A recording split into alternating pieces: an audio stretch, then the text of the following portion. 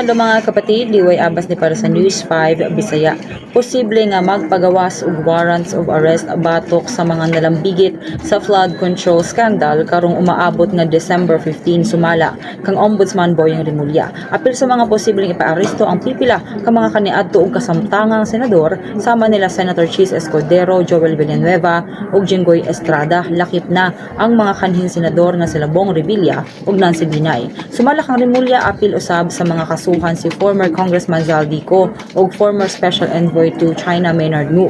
Nagpahigayon na usab ang Ombudsman og preliminary investigation batok sa mga diskaya nga usa sa mga nangunang kontraktor sa flood control project sa nasod.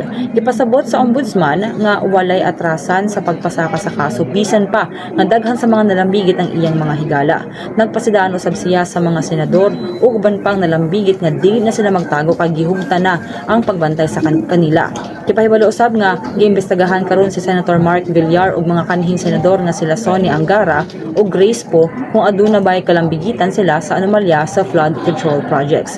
Kaya sa mga atong update, magpadayon na sa pagbantay sa social media pages sa News 5 para sa uban pa mga balita ug update. Amping tangtanan.